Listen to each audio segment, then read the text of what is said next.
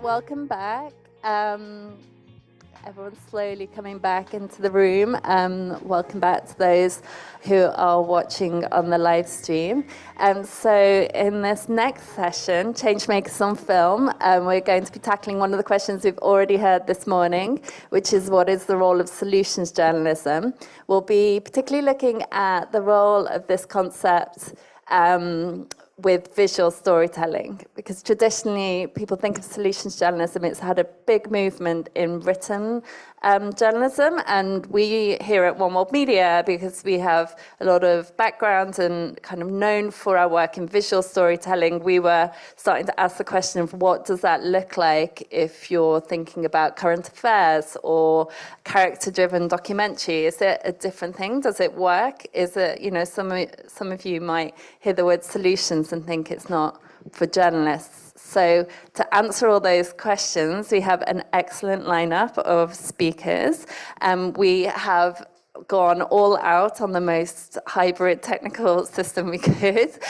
So I have two people joining us on the screen, and we'll be talking to them here through the laptop. So apologies if it looks a little weird in the room, but it all allows us to bring in the best possible people, which is Ruth Krause, who is joining us from Deutsche Welle. She has 10 years of experience there, where she's been really focusing on one of her primary goals around building and growing constructive journalism. And Hanan Youssef, if you could give us the wave, Hanan. Yeah, this is. Hanan is a documentary filmmaker. She's based in Egypt and is also a media trainer and academic who's been really experimenting and trying out what documentary looks like using solutions journalism. And here in the room with me is Lisya Yafet, who is the One World Media Senior Program Manager. She manages all our talent programs, and over the last 2 years, she has been leading our work on solutions journalism. So thank you all three for being with us. Thank you. Okay. So to kick us off and to kind of give us some grounding that we're all talking about the same thing, Ruth is going to, if you could just tell us a little about solutions journalism. This morning, somebody already mentioned the word pillars, but people never quite sure what that is.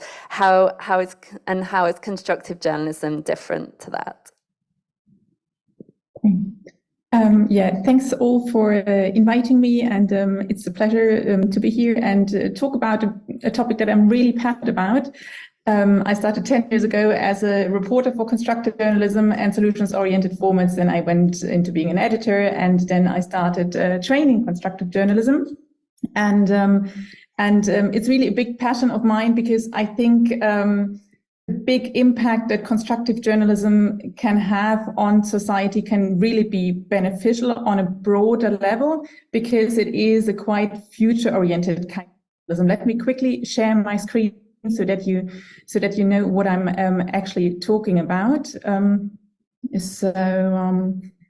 Here, first of all, I quickly wanted to give you a quick update on what we're actually doing here at DW, at Deutsche Welle in Bonn and Berlin in Germany. So we train constructive journalism in Germany, but also abroad, to journalists and filmmakers. And we see that there is actually like a big snowball effect. For example, from the people who joined us 2 years ago, 40% of them have now gone into training constructive journalism themselves. So I see that constructive journalism really is picking up speed, and this is really the type of journalism that we should venture in. Question is, of course, what is this constructive journalism? So for me, it's a kind of journalism that really asks the question, what comes next? What is now? So the world seems to be in crisis. We have problems wherever we look, but that's not all. Wherever there is a problem, there are also people working on solutions, and constructive journalism always asks the question, okay, what's next? So it's really nuanced and rigorous, and it looks at all angles of a story, quite often with a focus on solution. Now, there are a few misconceptions about constructive journalism, and constructive journalism definitely is no PR, it's no activism. It's not positive news. It's not fluffy, happy, sunshine, unicorn stories. That's definitely not what constructive journalism is. And in order to make constructive journalism different from this happy, fluffy stories that you see here in the picture, we need a concept. And luckily, the Solutions Journalism Network, based in the US, have come up with a concept, which they call the 4 pillars of constructive journalism. And these are main ingredients that you can use for a solutions-oriented story that will make sure that your story really has the depth and the journalistic quality that it needs in order to not be PR or activism. Do we have time to quickly run through them, or shall we tap on it? Yeah? Yeah, okay, go for it. Yeah. Perfect. So, and I think it is a really a nice way. You can use it as kind of a skeleton that's really useful for producing solutions-oriented stories. You don't need to follow it 100% always for each and every single story, but to have it in mind and to know that those 4 pillars exist and to have them as a guideline can be really, really helpful. So first of all, when you do solutions-oriented storytelling, the first thing that you need is a problem. Because without a problem, there's no solution. Without a problem, you will basically have this fluffy, happy sunshine story that's not relevant. So first of all, you have a problem, and then those 4 pillars, they are added on top. So the first one is the response. Somebody has to have a response to this problem. It doesn't need to be a perfect solution, but people who are trying to alleviate the problem. Let's say, for example, really simple example, traffic in the city and CO2 emissions. Then maybe people come up with like, hey, we can actually use cargo bikes instead of cars. So, and maybe they found an initiative and they rent cargo bikes to whoever needs it or give them away for free. So that would be the response. And the second is the evidence. So you need, of course, data to back up that the solution is actually working. It could be quantitative evidence like numbers, statistics, etc. But sometimes, depending on where you're based, you might not be able to get any official data. You might not be able to get statistics. Then you can work with visual evidence or with anecdotal evidence. Like if you're in a community somewhere in a rural area, there might simply be, for this problem, there might not be a number. So then you can use anecdotal evidence for that. For the cargo bikes, it would be like, okay, the number of bikes that are being used, or the number of kilometers, or the amount of carbon dioxide that is not being put out in the air because people use cargo bikes instead of cars, for example. Then the third one that's really important, that is insights. So insights it's basically like a recipe. Here you talk about how can this solution be replicated and used elsewhere as well. So basically, this is the factor that makes it relevant also to your audience who might be on a different continent even. So does this work elsewhere as well? And how could it work somewhere else? So for example, talking about cargo bikes, how do you build a cargo bike, for example? Mention that in the piece. And then very important, and this is something that often falls short in reports, is the limitations. So quite often we have solutions-oriented reports and the solution is glorified, but quite often the solution has limitation. It doesn't change the whole world. There might be pitfalls, there might be downfalls, there might be really big obstacles that cannot be overcome. Talking about cargo bikes, you cannot move a household if you move 100 kilometers away with a cargo bike, for example. This would be like a classic limitation. Quite often it's also resources like money, for example, that there is only a certain scope that you can reach and cannot go further. So these are the limitations. If you mention them in your report, then you really give it a 360-degree angle, then you really have covered the whole story and you don't just do a PR piece or a hero story. And that gives it journalistic quality and depth that you really need to have a good solutions-oriented story. Okay, that's a quick rundown through the 4 pillars. Yeah, that's really helpful. Thank you. That really helps us understand where we're at. And we'll come back to some of the work you're doing at DW later. For now, I just want to bring Lisya in to talk about our work at One World Media and what she's seeing in terms of the current kind of market for solutions journalism in visual storytelling. Just to give you a bit of understanding, One World Media's part of our mission is to change the narrative and break down stereotypes. So that's why we were attracted to solutions approach, because it's felt like it was turning things upside down and seeing not the, poverty and war and conflict, but realizing that people on the, in those situations do have their own ideas and solutions. So that was the kind of big ideal, but what did you see when you were looking for those examples? So we started looking into solution-oriented stories across formats initially and tried to see how we can incorporate this approach into all our work, so across our awards and new talent programs. And as Gemma mentioned, we saw that there were really amazing examples across print, multimedia, even podcasts. But in the visual storytelling field, we saw short news reports or explainers, but because we work a lot with documentary filmmakers, we kind of saw a gap there, which was more observational, character-driven documentaries, short or long form, and especially because we focus on the coverage of the Global South. We saw some examples from US and in Europe, but not as much coming out of Global South covering stories across the world. So when we were looking through, we started like a long research period, and we came across, again, really good news reports which bring like a visual representation to these solutions. And we saw lots of examples across maybe international media outlets like the BBC or Al Jazeera, and we saw examples in local outlets as well. And they're very efficient in terms of a reporter on screen telling us what's happening, what the problem is, what the solution is, and introducing us to people who are actually creating change.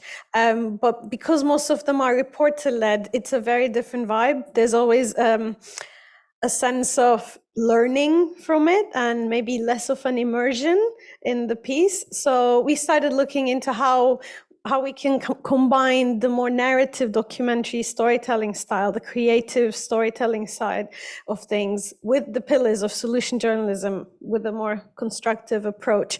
So that's kind of how we started. And this year we ran a program, one of our programs, Global Short Docs Forum, we dedicated half of the projects to solution-oriented short documentaries. And we started discussing through various events and trainings, how can we do this? What are the obstacles? What are the opportunities? How can we develop narratives that are solution-oriented, but also can be character-driven and observational, and not necessarily with a reporter who's talking through things.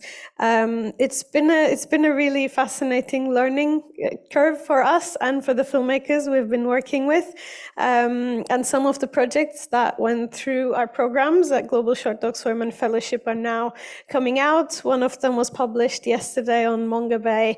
And it's very exciting to see how these two approaches are kind of merging now. And I can talk about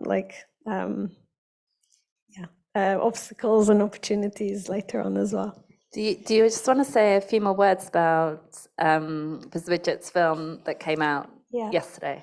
Yes. So one of our fellows, Biswajit, who also took part in our Global Short Docs Forum, has been working on a film in the Assam state of India about the human-elephant conflict, or as they want to refer to it as the interaction, because there's obviously a lot of interaction between humans and the wildlife in the region, and it has created conflict, but there are different ways of coexistence. So he has made a short documentary featuring one of the people and the organizations who's trying to find a solution to this problem by planting rice fields so the elephants can feed there without disturbing the fields of the villagers. And it's been working well. It has its restrictions, and it needs to be applied, it can be applied to other villages as well, but it's a fascinating insight into the problem itself and a solution, and also there is evidence from the villages that it's working, there is restrictions that we can see, and there are insights in terms of how we can apply it maybe elsewhere in the country or in the world. The piece is now out on Wonga Bay. Biswajit met up with the commissioners from Wonga Bay at Global Short Docs Forum, and we're very happy that the piece is now out in the world. So yeah, you can also check it out. We had a session yesterday as part of the summit where we heard from Biswajit on a panel discussion. So when it's live, you can also see that. Great, thank you. That's a really nice example. It was so good to see it go through that development phase and you know, all the how you get it to convince commissioners that this is a good approach.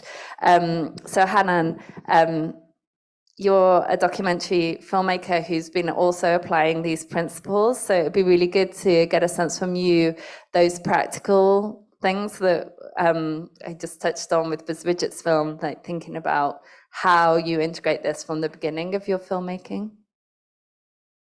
Okay, thank you so much for providing me with this opportunity to join you and for bringing to the table the idea of character-driven documentary films that actually adds to the constructive work that's actually done up there. And adding a constructive lens to the documentary film actually is my passion. So I think of it right from the beginning of the production process, actually, the pre-production, the production, and the post-production stage. So as Ruth stated, the pillars or the pillars of constructive storytelling, if you may allow me, I will use the word constructive storytelling, not constructive journalism, because if we're speaking about documentary films, character-driven, observational, so we're speaking about stories. So for me, the pillars are quite important for the whole production process, and it impacts the 3 different stages as stated. I'm going to share my screen with you. I hope you'll be able to see it. Just a second.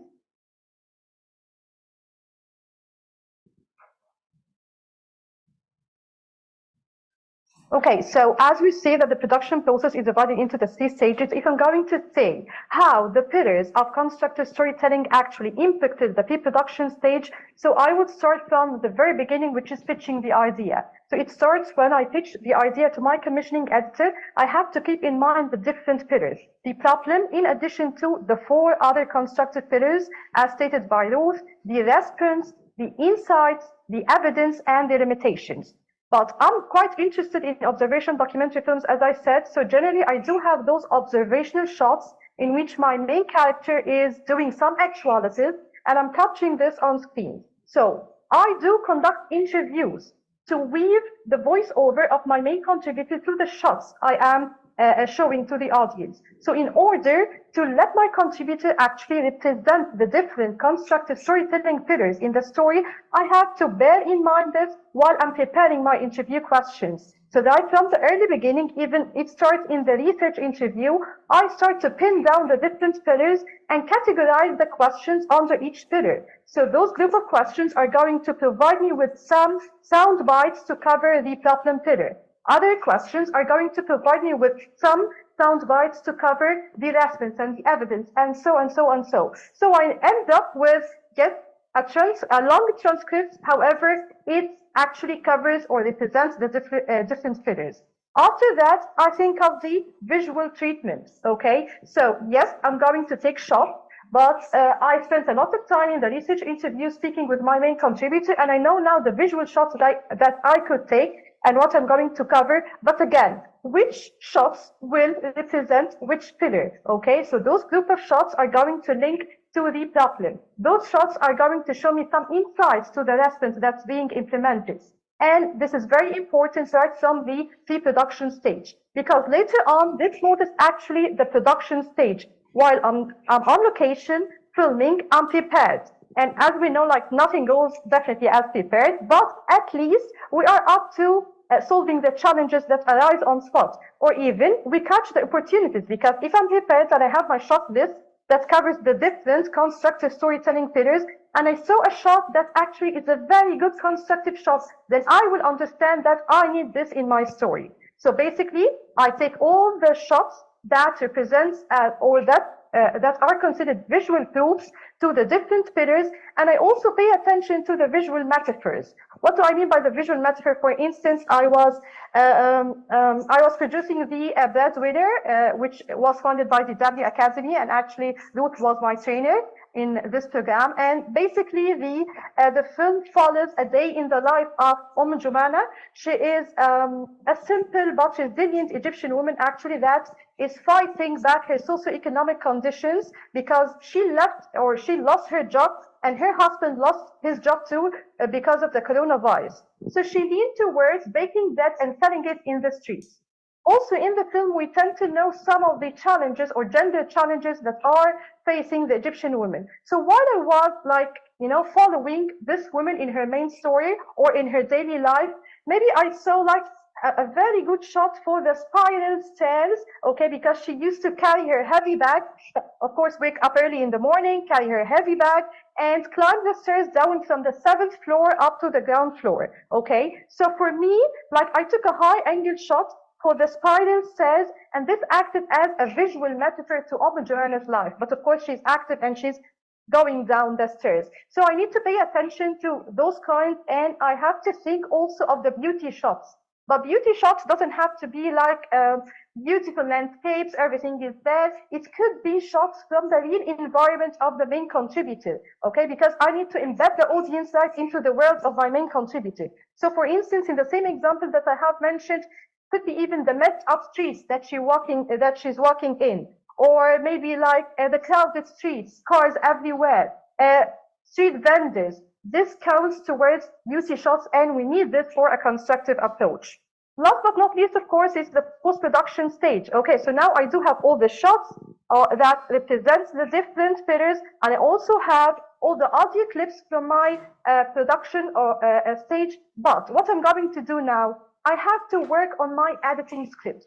How do I do this? I'm going to show you an example that is actually extracted from the main editing script of the film. Are you able to see this? Are you seeing my, it's not, okay, so I have to stop sharing and reshare again.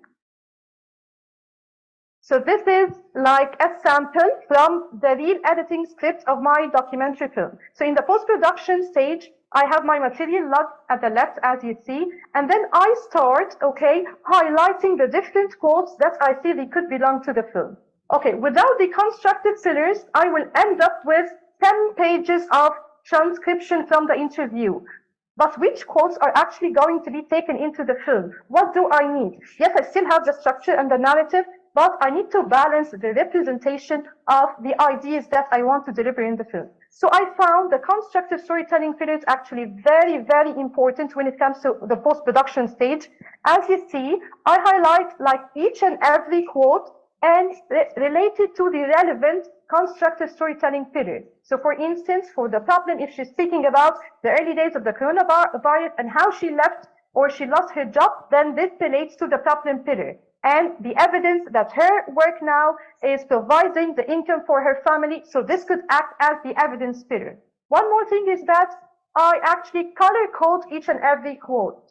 Why? Because I need to have a balanced representation of the different pillars in the final product. So I don't want to end up with a lot of yellow sections. This means I am focusing on a certain pillar. No, so the colors are very important when it comes to the editing script, because it gives me an idea about, okay, how balanced is the representation of each pillar. And I need to bear in mind that, okay, I need to represent the problem, show visual shots for the problem, but again, at the same time, balance its representation. If it is a 20-minute documentary film, so it doesn't work to spend 10 minutes of the film focusing on the problem. So constructive storytelling pillars adds value to this. And then, of course, if in my documentary films, I tend not to use any kinds of music or things like this in the post-production stage. But if you would like to use this, I feel that music is very important, and it needs to be well chosen if you are going to add such element to the film. So after mixing and matching between the visual shots, the constructive visual shots, and constructive audio bites, we tend up maybe to have something like this. If you are going to speak about the same example that I mentioned, Jumana, So for me, because sometimes it's quite tricky actually to visually represent a certain pillar. It depends upon the pillar, the story, okay? So it doesn't work to say like maybe like the evidence is the most difficult pillar to represent. No, it's story dependent. In my case, for instance, I saw that the problem was very challenging actually to visually represent it because it happened in the past. Okay, my main contributor lost her job because of the coronavirus and now nothing is there. So I thought, okay, why don't I take just even like the background, her life? This could give you a glimpse into her economic conditions without even speaking a word. So I used the quote that mentions that she lost her job due to the coronavirus. And here you can see in the background, yeah, it's not that very good conditions to live in, but at the same time, it's not bad. It's even like it's tidy. For me, it looks good, even in its way. So it's still constructive, but you get a glimpse as an audience to the living economic conditions of the main contributor. So also in constructive storytelling, we do complicate the narrative. So we don't have just like one problem. We could have subplots or extra layers to the problem. So in this specific case, for instance, Jumana used to tell me that she forgot that she's a woman, okay? She sometimes forgets that she is a woman. So this word was very powerful for me. So in order to visually send this message to the audience, actually a close-up on Jumana's feet or cracked feet have done the job without even saying anything more. So I need to pay attention even to anything that could visually represent the pillars. Another thing is, of course, the response, the solution. How could I represent this visually? I think the response and the solution could be very easy to represent, but for me, it's linked to the insights. So as we see here, she's going to work and she's telling her children that she's going to work and she prepares herself to go to work, and we see her journey in the film, okay? And the insights, again, we take all the shots, we take all the journey with her, starting from going down to even walking in the streets, and here, this is her own world, and I need to embed the audience into the world as it is, but I'm also attentive to any constructive shots that could arise. For instance, here she actually takes a tuk-tuk, what we call a tuk-tuk, to go to the place in the street where she sells the bread, okay? But it happened that the tuk-tuk driver stepped down and helped her to carry her bag and put it in the tuk-tuk. So for me, this was a constructive shot. I didn't plan for this, although I'm very structured. However, it arrived on spot and I was lucky to have it on camera. So this actually added value to the constructive aspect of the film. And again, inside, she's preparing or she's baking the bread in the furnace that she rents only for 3 hours per day and pays its rent. And then she goes and stands in the same spot at the street every single day. So those visuals represented both the reference and the insights. But things are not all positive, okay? Or at least I need to show that this solution is effective for my main contributor. So here comes the importance of the evidence. As we see here, she's baking a lot of bread and she's saying that she's capable of educating her children and feeding her children, but this is not enough. I wouldn't count on just the subtitles or what she's saying. So I need to provide visuals, more visuals to feed the audience. So here in the film, you will see Jumana actually selling the bread, okay? And you will see her taking money from the passerbys of the street. Of course, she's giving them that, and they are paying the money in return.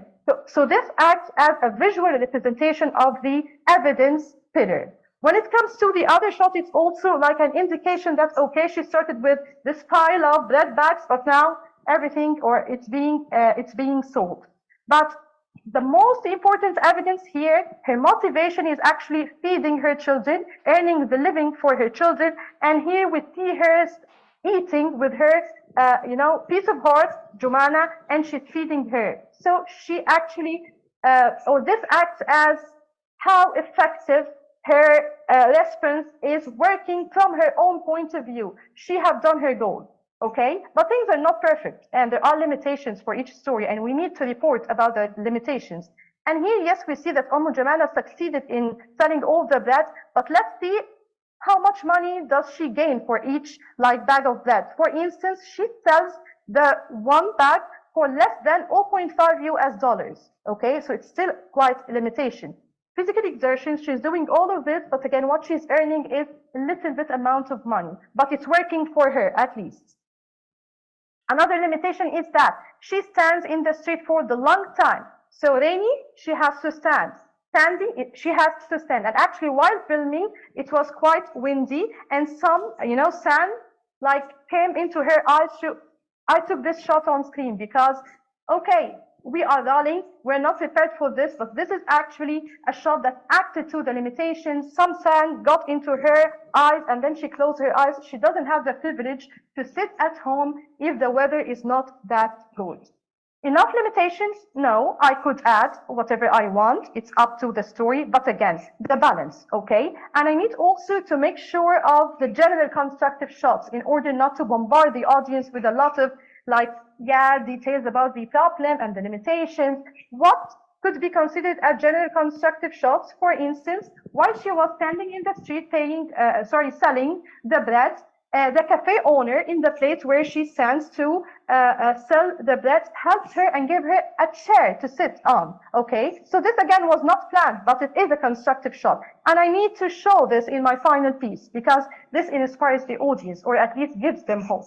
Another thing is the quality time that she spends with her daughter when she goes back at home, okay? And how she prepares the food with her, how she speaks with her, how do they laugh together. So I tend to have the idea, yes, I need to provide the full picture to the audience, but at the same time, when they close the film, I want them to get inspired. So I do believe that balancing the representation of the different pillars could actually help me in doing this. And thanks, of course, to, I used to focus on producing and directing observational documentary films, but I have found it very challenging when it comes to structuring the story, okay? Because yes, I end up with a 10 pages interview, but what to take and what's not. When I was introduced to the constructive storytelling concept by the Akademie, I decided that or at least all my films from now on are going to be crafted using those constructive pillars. I know that I speak too much and I speak too fast, so I hope you manage it,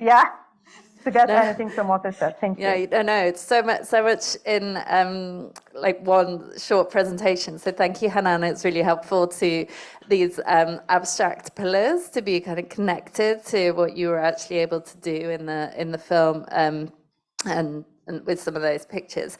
Hanan just mentioned the visual storytelling lab that she went to at DW. So Ruth, it'd be really useful to understand what you think the main differences are for the development process. So, and with that, what you see, the people that are taking part in the lab, what do they find the most difficult to do, to achieve? So the development process, it usually starts at one of 2 points. Either people come across a solution that they find really intriguing and really inspiring and want to report about it, and then they discover the whole complexity and the problems that are behind this solution, or people stumble across a topic because they see a problem. And usually when people start to report about a problem and they do it in a not solutions-oriented way, then you would talk about the problem, analyze it, why is it there, etc., what's the impact, and then stop it at this point, at least for news or for shorter documentaries that could happen. And if you do it with a solutions-oriented angle, then of course this is where the real work starts, because then okay, I've established the problem, but now actually the real work is to find out, are there any solutions? And chances are quite high, if the problem is relevant and if it's impacting a lot of people, which means you should report about it, that then there are people who are already working on solving this problem. And then really the work is to get to find out who are those people. Sometimes there has been media coverage, sometimes there has not been a lot of media coverage. So I think one of the differences is that researchers, they tend to go deeper and broader, and you really need to, you need to dig deeper. But then also one important aspect of constructive storytelling that we haven't touched on so far is nuanced storytelling. So even if the solution isn't maybe going to change the world. You can still report about a certain topic if you do it in a very nuanced way. So really avoiding black and white, etc. But that of course means you need to invest a lot of time and resources. And this is sometimes when trying to convince editors that this could be like a first challenge, because obviously a reporter who is doing a constructive story, they might need a little bit more time, but in the end, it usually pays off because of higher, because of audience reactions, etc. And simply because it's, I think we're shifting, and the audience simply requires a more constructive approach. But yeah, so this is one of the differences that I see in terms of like resources and time, money, etc. In the end, still there's some things that are the same. Like a good story is a good story. Like and you need certain elements, even if it's a constructive story. You need to have main characters that are approachable, that your audience can relate to. You need to have a good story arc. So these are things that will never change. You can never sell a story simply by saying, but hey, it's constructive. If your visuals are not nice and your shots are out of focus, you won't be able to sell your story simply because it's constructive. That simply doesn't work. So what I think that sometimes maybe people struggle with at the beginning is that it's a lot of stuff to take care of at the same time. You have to take care of your main characters, the visuals, then having the 4 pillars in mind, and this adds up to a lot of stuff that reporters or journalists and filmmakers carry on their back. So I think, constructive and solutions-oriented reporting, it might appear to be really easy because hey, it's about solutions. But if you do it properly, if you do it correctly, it's definitely not trivial. It's actually quite complex, and I think that's often underestimated when you when you look from the outside. So I think having all of those things on your shoulder, that sometimes can be challenging. So, and that's why it's good to have a network to exchange ideas and to overcome them, and to see how other people are coping with it as well. Hanan, could you also just what in this process do you think is most difficult to achieve? Because you look extremely organized, you had really clear, connections, but is there one element of those pillars that you think is particularly difficult when you're looking at character-driven documentary? Yeah, I have to say that it's not that easy, as Ruth said, to think or brainstorm the visuals of the different CJ pillars or constructive storytelling pillars. So for me, yes, it takes a lot of time to prepare for this. So if I invest more time in the pre-production stage, I count like that I have finished like 80% of the work. So, and sometimes we do not have the luxury of time, so we tend to squeeze ourselves to finish things so quickly. But then here, constructive journalism is not about this. It's about taking the time, investing in organizing yourself and preparing yourself. And even though after preparing this, you will tend to have a lot of surprises that you need to work on spot or solve them too. So from my point of view, I would say yes, that sometimes I will not be able to visually represent all the pillars. Maybe there will be like a missing pillar, but again, I don't easily say that, then I'm not going to visually represent it. No, I'm going to think of alternative ways, and this takes time. So from my point of view, it's time, investing time, and any constructive story would actually make a difference. And definitely you're not going to have or end up with a positive piece that only focuses on one pillar, or problem-oriented piece. It will be the full picture, which is the constructive story approach. Okay, thank you. Lisya, from your experience, particularly with Global Short Docs Forum, you've seen what commissioners like and how people should pitch this kind of story. So give your feedback on that, and also the opportunities and challenges right now for constructive journalism.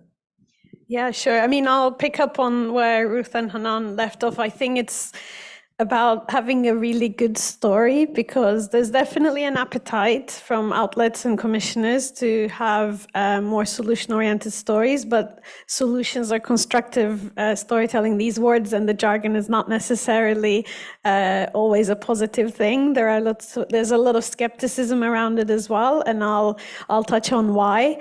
But basically, to get through the skepticism or to get your story noticed, the most important thing is to remember that you're telling a story and it needs to be a good story. It's not just why the story needs to be told, but how it's told and what's on screen. So it's actually about the craft as much as why you're motivated to tell this. So some of the things that came up in these conversations with the filmmakers and with the commissioners as well are really relevant to how we can take this forward. So one of these is that something we touched on, Ruth touched on, which is some of these stories might be seen as positive stories, and positive stories can be a bit flat because things are all good. Like you're talking about something that's good, someone did a good thing, that's it. So it doesn't have as much jeopardy or as much stakes, or it might affect the story arc. So I think one thing that we've been talking to filmmakers about that is to have a story arc. So the pillars actually really help because the limitations and the restrictions are really good cinematically. If there's something happening that is stopping your main character from accomplishing what they want to do, if you can capture that on screen, that actually creates a really strong narrative arc. If it happened in the past, it's a bit more problematic. As Hanan was saying, sometimes the problem and the solution has already happened and you're coming back to it retrospectively. It's difficult to catch that. That's why it takes a very long time sometimes to tell these tell these stories in an observational way, because you need to be there at the right time to capture those obstacles on screen so we can see what they're fighting against. And that way you also have a really strong cinematic piece, and that's what the commissioners are looking for. Most of the conversations are based on, but what are we going to see on screen? So I think one of the most important elements is to think about, as Hanan mentioned in detail, to think about what are we watching these people do. One of the other challenges between maybe the solution-oriented training that's out there and the filmmakers who approach this from a place of their craft is, we need to hear evidence, we need to hear multiple voices to understand how this solution is working or not working. But character-driven documentaries focus on a single character usually, where we see their journey and it's really immersive and we really connect with them. So it really helps us understand the nuances and the complexities of the problem.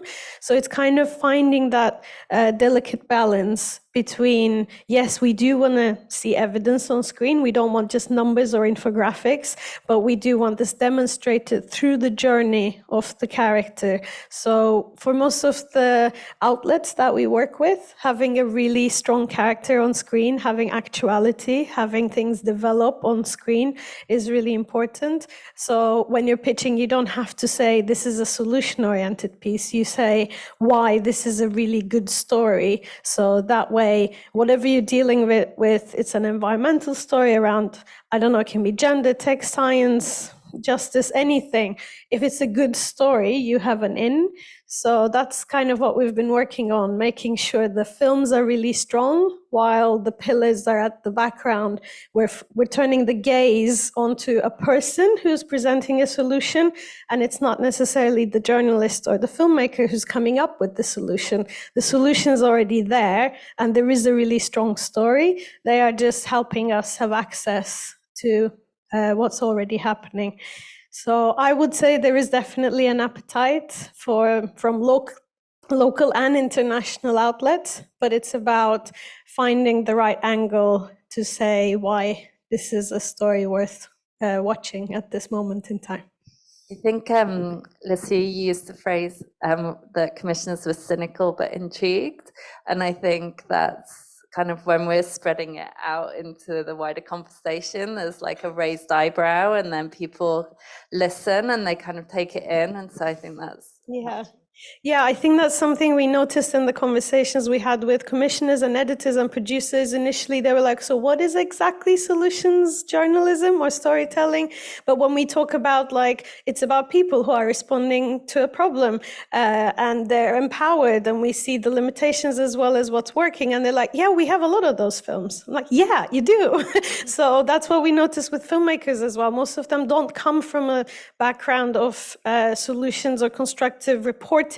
They just want to tell stories about people who are doing good things in the world and changing things. That's why we think about Changemakers a lot, because there are lots of filmmakers already out there who are doing this. They just don't call it in the same way. So yeah, same goes for outlets. There's definitely an appetite for it because they're already doing it. Yeah, it's finding the right pieces from all around the world to go on these platforms now. We're going to move to audience questions soon. So while you're thinking about your questions, I have one more for Ruth and Hanan. I just wanted to give the opportunity to share any examples that you think people should go and seek out. Hanan, do you want to go first? You go first. Okay. Then I would recommend, for example, one film that was produced by one of our fellows in last year's fellowship.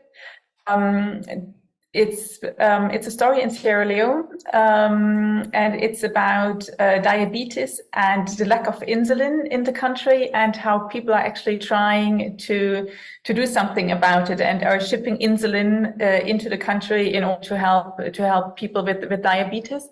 And I found it a really intriguing story for various reasons. First of all, the problem is really relevant, and the main character was a young woman who is really able to tell her story in a very personal way, and you immediately grasp how horrible this problem is, and that something really needs to be done about it.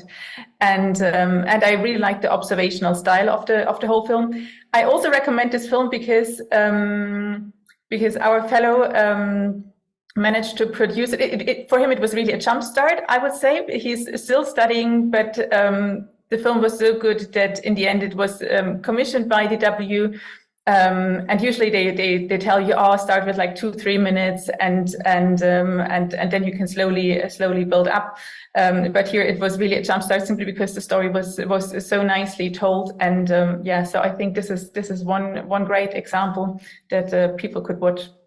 Great. And can we find it on DW? Yes, exactly. Yeah. Great. Thank you. If you put in Sierra Leone diabetes DW, you will have it. But I can also share the link later on. Okay. Great. Thank you. Hanan.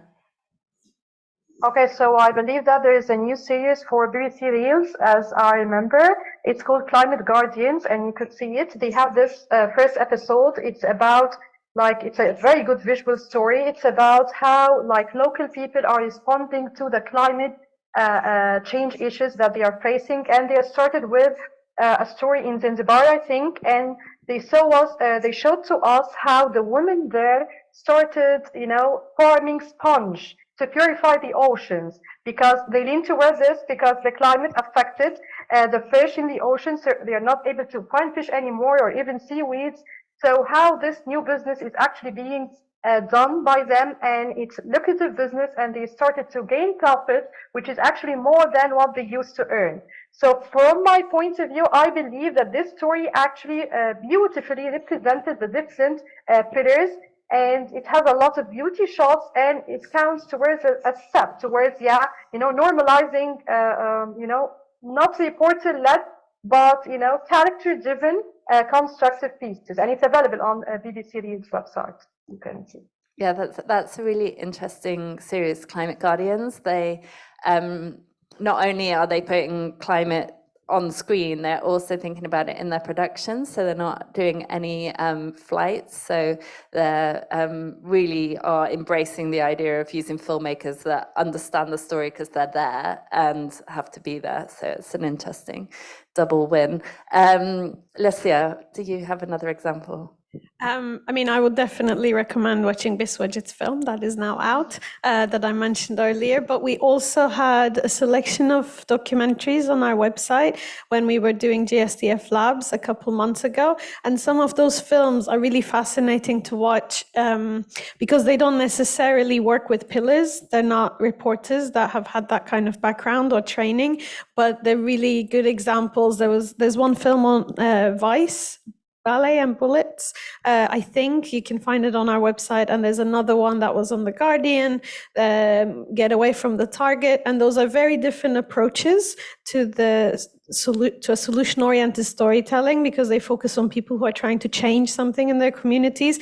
One is a single individual, one is a whole international organization, and one is a very local little story that you get totally immersed and it's beautiful, and the other is on a crowded ship with asylum seekers and has a very different vibe, but you can see the stakes and you can see a story arc and you can just see beautiful storytelling on film. And it also makes you think about all the other pillars and whether they're covered or not. They're not perfect examples, but they're really, really strong starting points.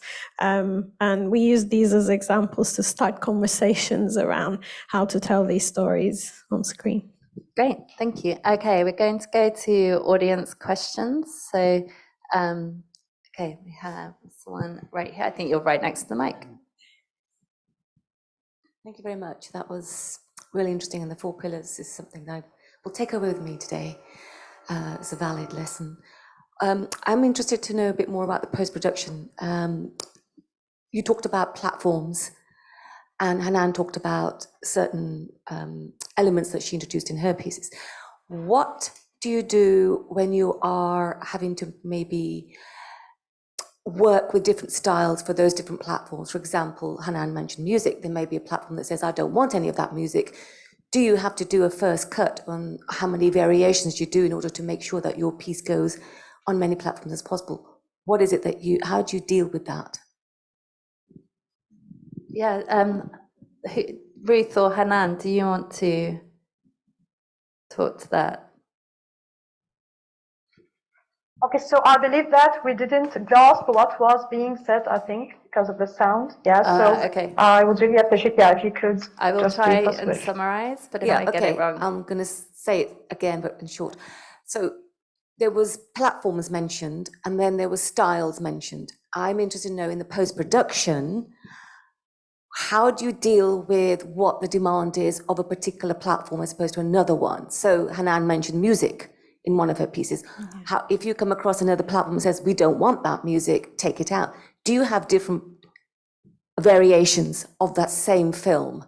Or do you just say, how do you deal with that kind of demand? And you want, obviously, at the same time, to make sure your piece goes as far as possible. You want it to have as much currency. So I'll just summarize in a different way, thinking about post-production and how you negotiate with a platform to make sure that you're keeping your style while also meeting different organization styles.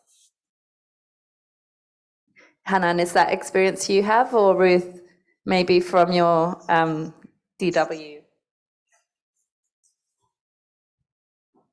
I mean, that's a tricky question that I think most authors have.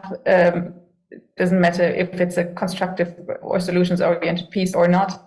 I think, yeah, the best recommendation would be choose the platform wisely and choose the format wisely, because you could have a brilliant film that works as it is on one platform, and one media outlet and another media outlet would change it completely, and so you wouldn't recognize your piece anymore.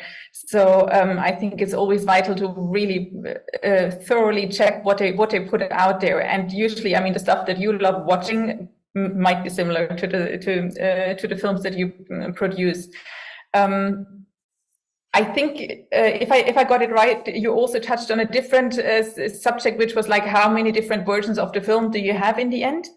And I just started counting the last film that I made. I think I had it in 5 different versions. I had it for YouTube, one version. I had it 2 different TV versions. I had it a Facebook version, and then there were some snippets on Instagram. So I think it's quite normal that you work with a lot of different versions in the end, depending on the platform that you want to put it out. But yeah, I think music is something like that is elementary interwoven with your film. So I don't think like changing the music for each platform would make too much sense for me personally. So it's rather a matter of downcut and adding bits and pieces, especially visual pieces that might be needed for a specific platform. But I hope I got your question right. Yeah. Hanan. Okay, so I need to jump in, yes, here, because actually, yeah, I do agree with Ruth, but I recall my past experience, like if you have like a clear vision to what you're saying, if you are well prepared and what you're proposing, then I don't think that there will be an issue when it comes to the final product, and you will not think, or you'll not see that your commissioning editor or the executive producer or whoever you're working with wants to change anything. Because I remember, because I was a freelancer with the BBC, and I was speaking with my producer early from the beginning. We have explained everything, okay, and I have like explained everything that is in my mind. We used to hold a lot of regular meetings. She's in the UK and I'm here, and we used to speak a lot, even like on calls. So the more we invest in the pre-production, again, stage of the documentary film or whatever, the more we understand each other, and the more I understand as an independent filmmaker what is she expecting from me and how to meet actually those demands. So I see, yes, investing time in communicating and being organized and having clear thoughts of what you want to do would be a good advice. Yeah, Lisya, we obviously, the main part of Global Short Docs Forum is negotiating relationships with the filmmakers and the commissioners. So what, is there anything you would add? Yeah, I mean, I would just say communication throughout. We've seen examples of films that were purely observational that were pitched to multiple platforms, and then the one that picked it up wanted a reporter in it. So there was a reporter added to it later, but they were okay with it. They weren't forced to do this because that was the best way to serve the audience of that platform, and they did it in a way that works for them, chose the reporter themselves. We've also had other films that had maybe more music that channel would have had initially, and then they were totally okay with that as well. I think I would again say it's finding the right fit, because it's very different styles if you're going to The Guardian or to CBC or to Vice. So knowing the platform and what kind of output they have before you pitch there, so you don't have to compromise too much on your vision. And I don't think there are too many changes at the end, actually. Like what we've seen, these are maybe more extreme examples, but what we've seen usually is that there's communication all throughout, so you don't go to them with a finished product. If it's a commission, you work together all throughout. If it's an acquisition, then they're buying the finished product anyway, so there might be tweaks. So what we've seen is if you know what their output and their style is, and you think it works for you, then it's a much smoother process. I don't think we've seen many different versions of films. There's usually one for festivals maybe, and one for the platform if there's a slightly different style. But otherwise, all the other versions that Ruth mentioned are for social media and different platforms. But yeah, I don't think we've seen filmmakers compromise massively to the point that they were unhappy with the final product. I think the editors and commissioners are much nicer than you think.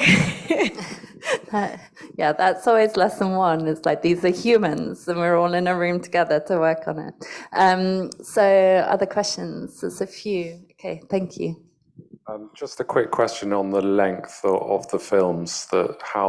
So probably for Ruth, I produced the sea sponge farming film for Climate Guardians, and I'm delighted that you thought it was, hitting the mark. BBC Reel have stated that it has to be 4 or 5 minutes long. I would like to produce slightly longer films, and getting all the 4 pillars in, I would say, is tricky in 4 to 5 minutes. And I would say the less important pillars are the evidence and the limitations, so the kind of coders, because you don't have time visually to get that all in. So I'd just be interested to hear your thoughts on what is the optimum length and how you cram it all in, because it's very different from print journalism, obviously. Well, welcome. It's great to have you here. Ruth, what do you think about I only got half of the question. I'm sorry. Oh, Can you? Yeah, of course. Sorry, we're having sound translation problems. Okay, so so the question was about the length, the ideal length of film. So currently working in 4 to 5 minutes, but it's hard to cram all those pillars in. Is there an optimal length? I don't think there's an optimal length. I mean, that's being decided by your story and the main character and the story arc. I totally agree with you. The shorter a video is, the trickier it is to squeeze all 4 pillars in.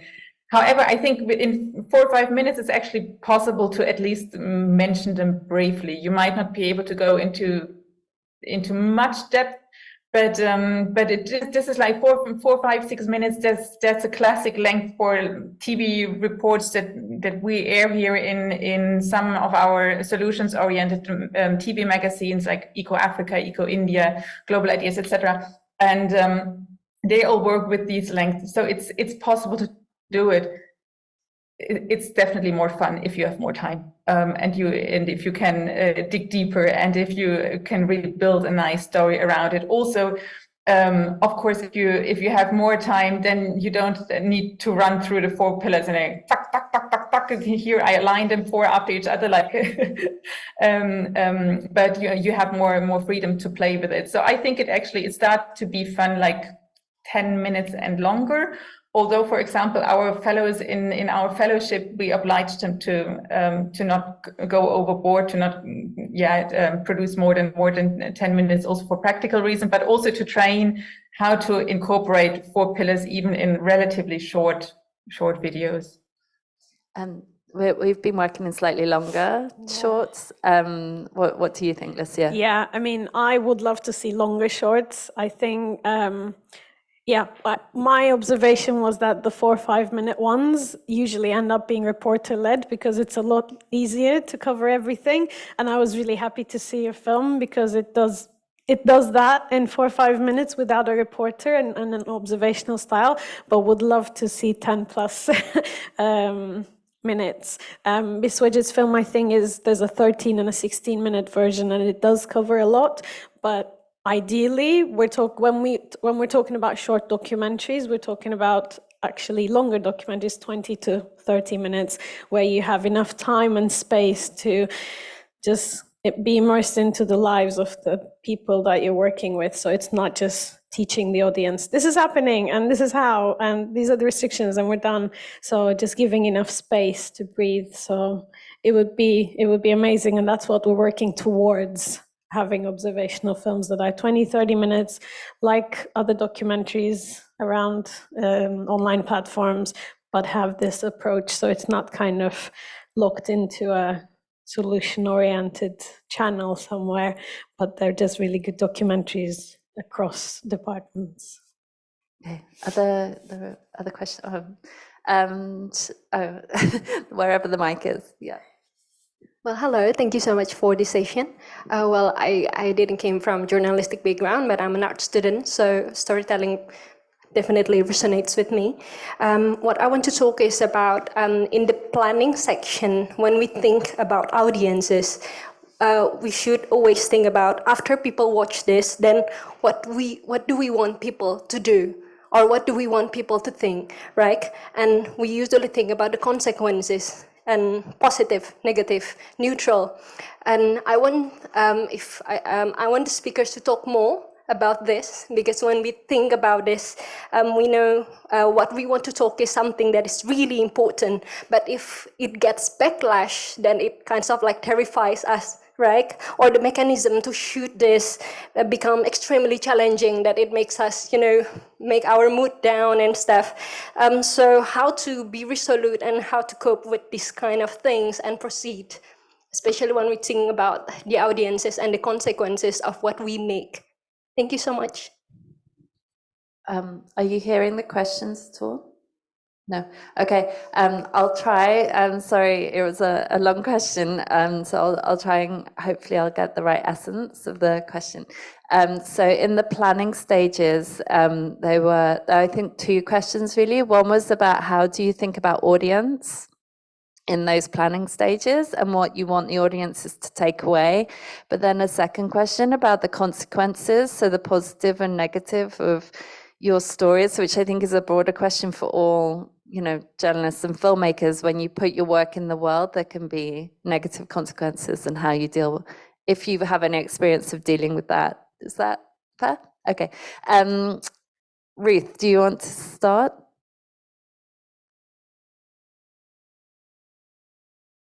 Okay, so thinking about the audience is one of the key points when you start developing a story, and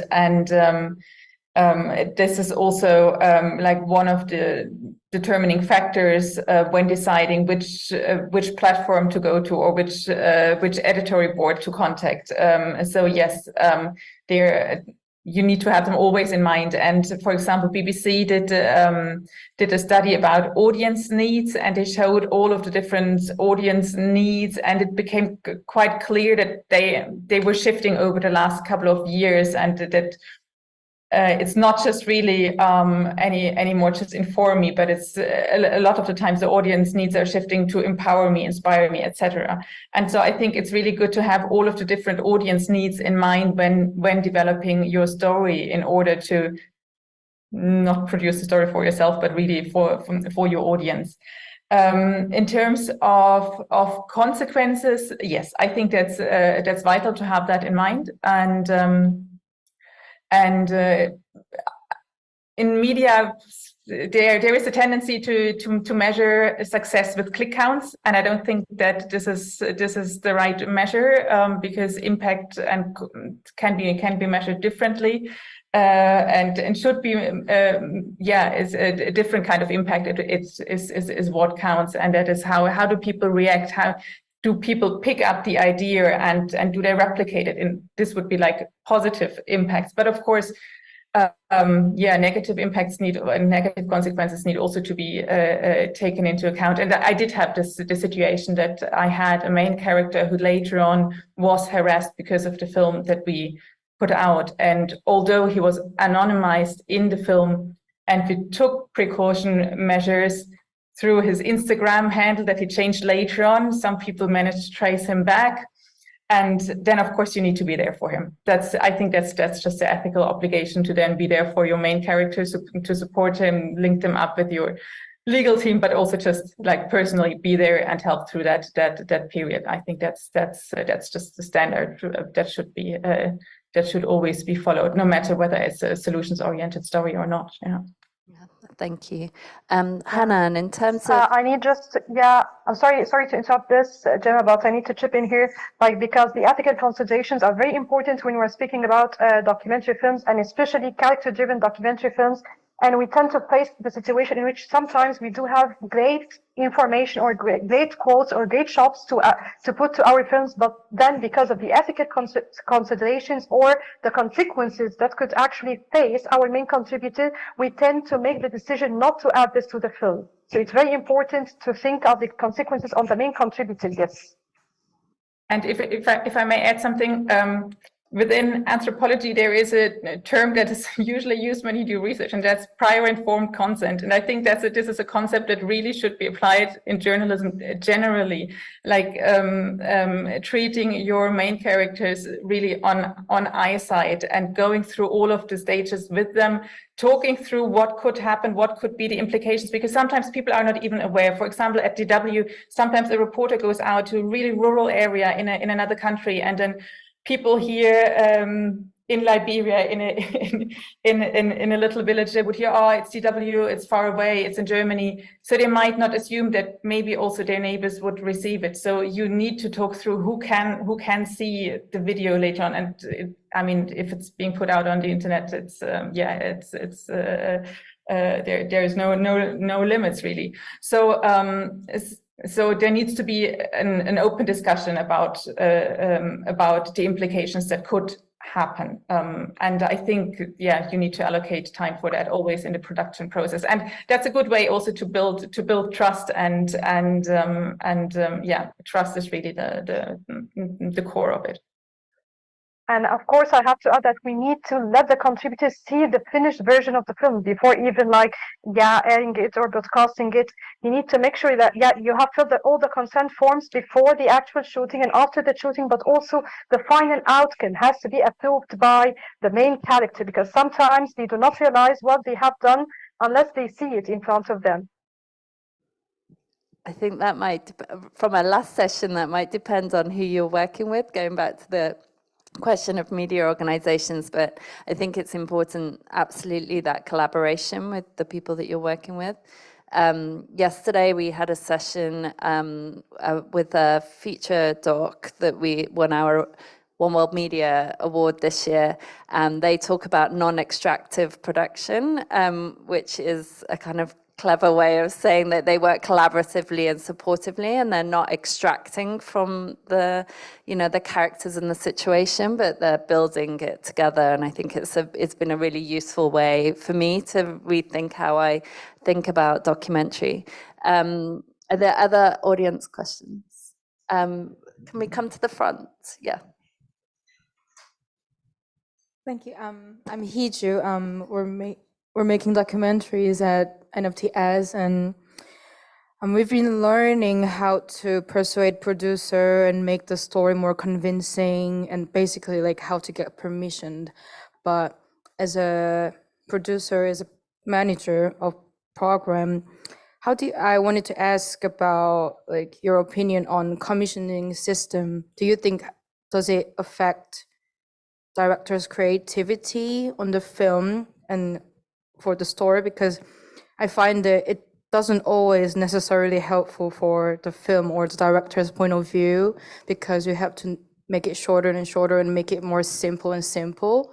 But it makes sense. But yeah, I wanted to ask your opinion as a producer or filmmaker. Yeah, thank you. So the question was whether the commissioning process and system of that relationship, whether it creates conflict and takes away the filmmaker's vision. Lisya she has a lot of experience working with a new talent, negotiating that for the first time. So, I mean, it is definitely a negotiation. I would say most filmmakers and producers go into it thinking they really want to hold on to their vision, and they're scared that it will be affected by the commissioning process. What we see is actually, what I was saying is, it's not as bad as you think before you go into it. That's something I've learned along the way as well, working with different editors and commissioners.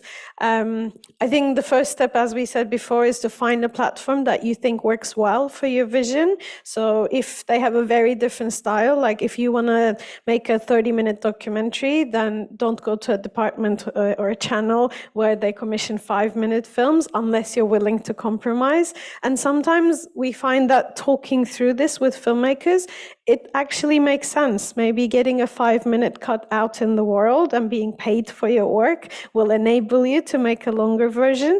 So it's not always a battle of wills. Sometimes it can be beneficial for both parties to get the film out in a different format. So I think most filmmakers see this as a compromise, but sometimes it is just a negotiation, and it doesn't have to be a conflict. It might be a conversation. I think that's kind of what I've learned along the way. There's obviously a compromise if you want to get the film out there. But the question we usually ask is, what do you want to do with this film? Like, if you just want numbers, you might have a different strategy. If you want to create change, or if you want to be paid for your work, which is a very legitimate request for most filmmakers, because if you just make films and get them out in festivals and don't have an income attached to your art or your work, that's also quite a big problem for most filmmakers. So if it means that you can be paid for your time and your work by having a different version of your film on a platform, sometimes that's, I mean, most of the time that's acceptable. But I think it's about working through the pros and cons of that process and seeing if you and your film will benefit from a different format. And then most platforms, they have copyright and commissioning issues, obviously, but you can have this conversation. You can say, this is what I want to do with it. Are you happy for me to have a longer version out there? So there's a lot of space for those conversations once you start that conversation, if you can. Okay, we just have 5 minutes left, so I'm just going to take a few more questions. Shall we just take two? There are two, I think. So if we could take them together, then hopefully we can get them both. Hello.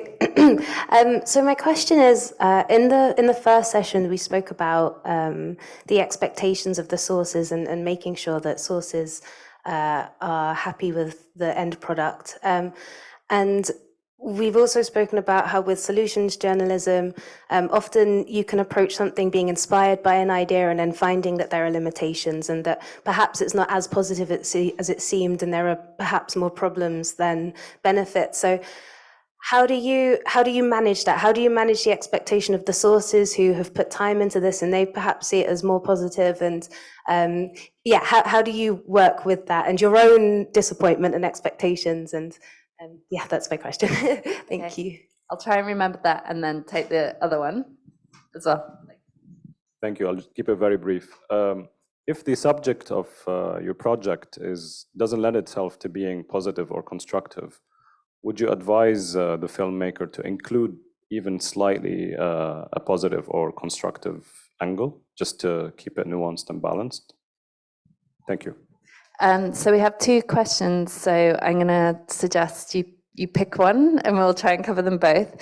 So the first question is probably to Ruth and Hanan. So in the first session, we've been talking about working with your sources and contributors and how you want to make that a positive relationship. But if you're taking a solutions journalism approach and it's very rigorous reporting and there are huge limitations, how do you kind of manage that potential conflict that would come? And then the second question was, if you're working on a story that may not naturally look like it's a constructive piece, would you still try and find a way to bring this in so that it was more appealing to audiences? Go ahead, Ruth. I think the first one is really interesting, and I think probably Hanan would give you a different answer than I would give you, because I think here it comes now into play the different roles that you might have. Are you a journalist or a filmmaker? And then your answer to this question would maybe differ. I think the journalist, your role is really to do the 360-degree reporting, and it's quite likely that your source thinks it's the perfect solution, but quite often solutions they do have disadvantages, they do have downfalls. Something that from a financial point of view could be a brilliant solution, whatever, to bring more business into a small village, whatever, could have really detrimental environmental effects, for example, that this person does not think about it, but you as a journalist, you have to think about. And to bear, you can voice this in front of your main character and say, but hey, I can see there are a few backsides to the story. And you can confront them with that so that it's an open, transparent game. In the end, I think it's really it's your research, and you have to make sure that you cover it as objectively as possible, even if there is no 100% objectivity, but really try to do it, even if it means that your main character does not agree with you 100%. That's, I think, the core of journalism. And it still means you can trust each other and you can have a good relationship. It just means you disagree on certain aspects, and that is okay as long as there's transparency. That doesn't mean that you're extracting something from them. So this is how I, as a journalist, would deal with this situation. Hanan. Yeah, this is great. Yeah, I think when it comes to documentary films, as Ruth said, I do not do anything or I do not say anything. It's my main contributor. So it's the story of the main contributor. So she speaks about her own limitations. She speaks about her own challenges. I do not do this. I just mix and match the visuals as you see and give you the final story. So if she's not, or if she's not comfortable with like a certain aspect, then definitely I do not put it into the final version of the film. However, anything else that she says and she approves that I could use it, then it's there, and it's her words, not mine. So I don't get into saying or doing much of the work. It's just her own thoughts about the different constructive pillars. If I understood the question right, I'm not quite sure if I did. No, that's perfect. Thank you. I've been told that we're out of time, but Lisya, maybe so final words on that last question. Yeah, I would say yes. I think it does leave audiences in less frustration and jadedness if you can also focus on people who are already responding to this problem.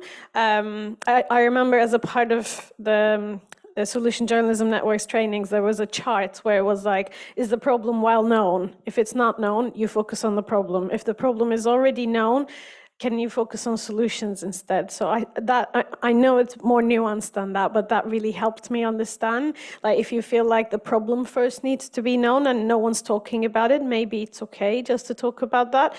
But most problems are actually known in one way or another, in one capacity or locality. So there must be one person who's responding to it. So I think it's really good to include that, even if it's not the main project, the piece you're making. It's really good to tell the world that there are people responding. So there's a sense of possibility and hope at the end. Yeah, I think that's it. Great, thank you. Sorry, but I need to say something. Yeah, thank you, Lisya, for this. But even like an effort towards addressing a problem could be considered a constructive story. So you don't have to dig for people who are actually implementing a great solution, or the solution is solving the whole problem. But even if you're doing like an effort to address a problem, this could be considered a constructive story. Thank you, Hanan.